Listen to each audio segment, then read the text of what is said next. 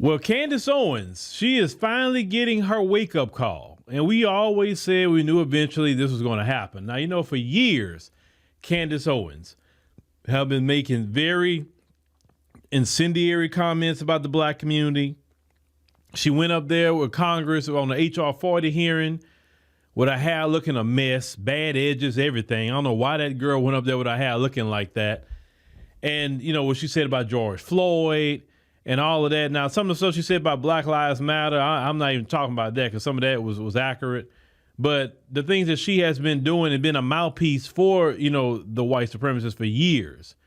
Well, you fast forward to 2026, and she's getting into it with Laura Loomer. Now, Laura Loomer is a white woman that's on the right wingers, and, she's close to Trump and all of that. And, she's not liking some of the things that Candace Owens is saying about, that country overseas, the star on their flag. She's not liking that, on top of the other criticisms she's been having about, the Republicans. And so she decided to, Laura Loomer, respond to Candace Owens. Now, I want you to listen to what she said about Candace. Candace Owens is just one resentful ghetto black. Like, that's literally what she is. She's a racist too. Like, you could listen to this, and I'm not a racist person, right? Like, I don't hate black people, but I say she's a ghetto black because you have to listen to the way that she has so much resentment for white girls, like white girls with blonde hair and blue eyes. And, I'm originally a blonde too. I have blonde hair and blue eyes, right? Maybe that's why Candace has so much resentment towards me. But listen to the way that she describes how traumatizing it was for her to go on a play date as a young black girl in Connecticut at the home of a wealthy white blonde girl with blue eyes. And she really sees Erica Kirk as that white blonde girl that got everything that she wanted while her mommy and daddy didn't love her. Mommy and daddy didn't love me, and I was jealous of the white blonde girl growing up who had mommy and daddy, so now I'm going to dedicate my life to destroying every pretty white blonde girl that has a happy family, because I don't have a happy family.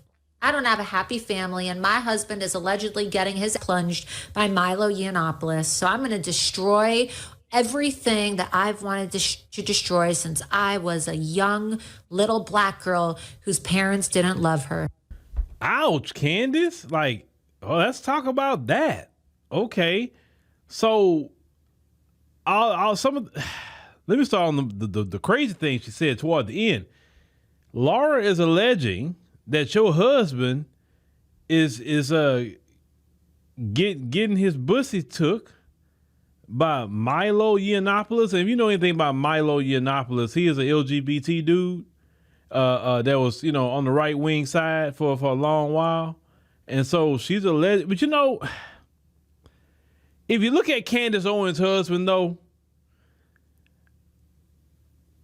it wouldn't shock me. I'm gonna say that much. I mean, just looking at the dude and the way he come across, cause he never really came across to me as like, what I'm saying, like a man's man. So of course, we all allege it. We can't say it's accurate. We have to say alleged. We have to be legal about it. But yeah, that's crazy. Okay, that's number one.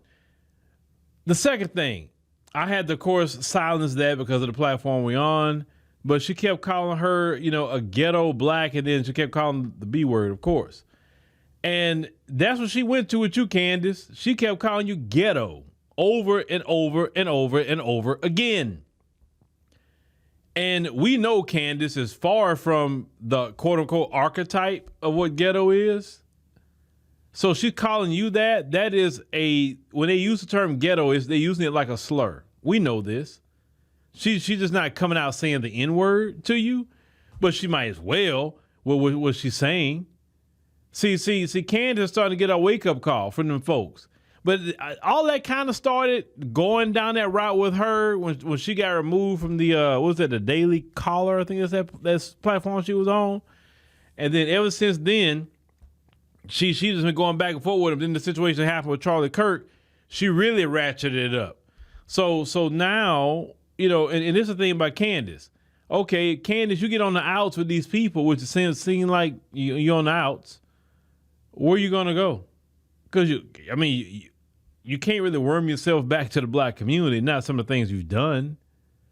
Now, they got some black people that may mess with you, but reality speaking, Candace, I mean, you got to give an account what you said about George Floyd. I'm talking about right after the man died, you said that mess about him. You know what I'm saying? For years, you've been a thorn in the side of the black community. And now it seems like these people are tired of you. And let's call it what it is, Candace. If that's allegedly true about your husband, you know. You already know. Because in situations like that, you know, especially when some of them are married to people like her husband, they put up with a whole lot. They would never put up with a brother. That's for sure. But them people do not allow the bootlicks to have any kind of retirement plan. They don't ride off into the sunset and have a great life and have a great day. Oh, no. They're going to throw you out. They're going to humiliate you. They're going to make sure you've done enough to alienate yourself from the black community, right? So now you're alone when they throw you out. And they take all your money from you. They do all kinds of things. That's why anybody who's silly as a black person, going over there messing with them, like you look, it's like making a deal with the devil. You know the devil going to betray you, so why would you go do it? But Candace, I guess she gonna have to learn the hard way. Not them folks talking about you, and they've been talking about you for years. It ain't nothing new. Candace Owens is all in love with Charlie Kirk, but he didn't marry her because he know good and well all that money he would have had access to, it'll never happen. Because one thing white folks is not going to do is go paper up a white man with a black wife. They're not going to do that. He had to go get that white woman for him to get that paper that he had got when he was alive. Yeah, sure. The way she was talking about him, yeah, Charlie Kirk was getting it in with her for sure. The way she talked about it, because the way when I heard her really talk about Charlie Kirk, I said, "Bro, you in love with this dude? You acting like Jada Pinkett Smith with Tupac. That's what you acting with Charlie Kirk right now." It was so weird to hear that. I'm like, don't you got a whole husband? But now, allegedly, now I kind of see a little bit why she was so infatuated with Charlie Kirk. Well, sure, because listen, your husband shouldn't be hanging around no man that's like that. I'm sorry, he shouldn't be hanging around no man like that. He should be hanging around other men that's got wives or whatever the case may be. But Candace, yeah, you getting that wake up call, huh, Candace? That's the boy. I didn't see this one coming. I did not see this one coming for Candace. I tell you. But Candace should be all right. In the end, she got her fan base, that like her. It just depends on how deep the rip goes, because, she has a lot of them folks on her platform. So if all them folks were to leave her platform, right, could she start over? We don't know.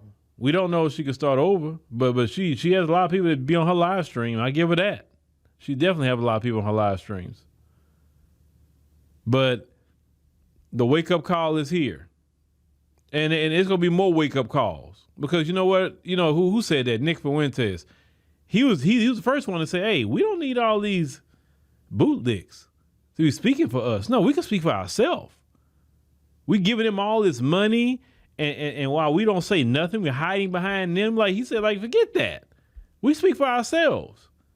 And that's what they started to do. They start slowly casting out all the bootlicks, giving them the wake-up calls and throwing them out, and they're speaking up for themselves. It's cheaper to speak up for yourself instead of papering up, the bootlicks. But let me know what y'all think about this with Candace Owens. Like I said, she's been going at Erica Kirk and all of that, and some people enjoying all what Candace is doing, but them folks say, all right, she's doing too much. She was our little attack dog, but now she's not no more. So we're gonna put her in her place. Because trust me, they really want to put Candace in her place because the way Candace speaks. That's why they want to put her in her place. They're gonna be looking to humble her big time. Oh, they're going to be looking to humble her. So I'm going to keep my eye on this particular story because them folks, when they give you that wake-up call, it's some humbling coming. You better believe that.